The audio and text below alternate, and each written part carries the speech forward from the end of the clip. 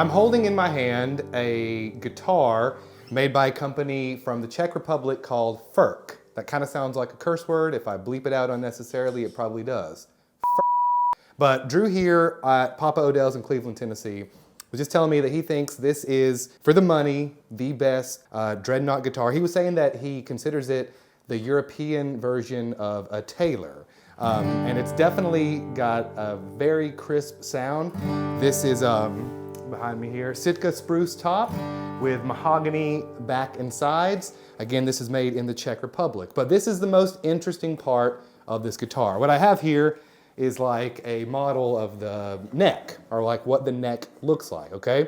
So it still has a carbon fiber truss rod, but it's got this aluminum piece here, which Drew tells me really takes like the tension of the strings and makes this neck, you know, it's built in a way where it doesn't have to be readjusted, and it really holds up to temperature change and whatever else you throw at it. So I thought that was super interesting.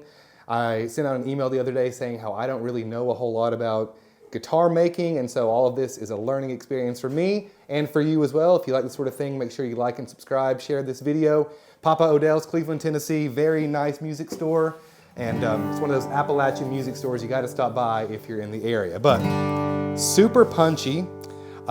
We were just chatting behind me. If you see in the room behind me, there's a lot of Blue Ridges, and there's some Eastmans as well. And I love the headstock on a Blue Ridge. We were just chatting that, you know, not all of them have it, but this guitar here, or not all of them have the headstock that I like that you see here. But this guitar here, headstock, nothing too fancy. I'm a sucker for some fancy inlays. I'm also a sucker for like a really bassy sounding dreadnought guitar. This isn't that, but I really feel like this is an interesting sound.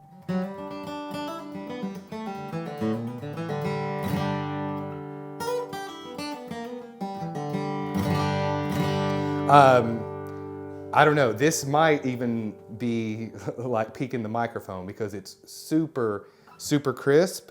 It's got like new strings on it, or the strings just make this sound great. What he was saying, what I have to agree, and this is something important to take note if you're in the market for a bluegrass guitar, the neck on this thing, if you can see it, is kind of what I would describe as like a chunkier neck. Now what that means is it's a bit wider, and what that means to me as a bluegrass player is it might make it a little easier on me to learn and play fiddle tunes with a wider, sort of chunkier neck.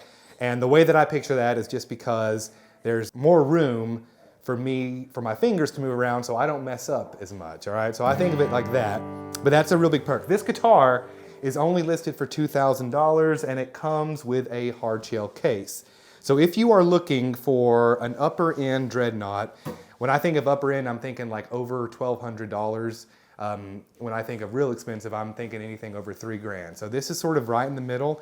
If you're not looking to spend the money on a Martin, this might be a good direction.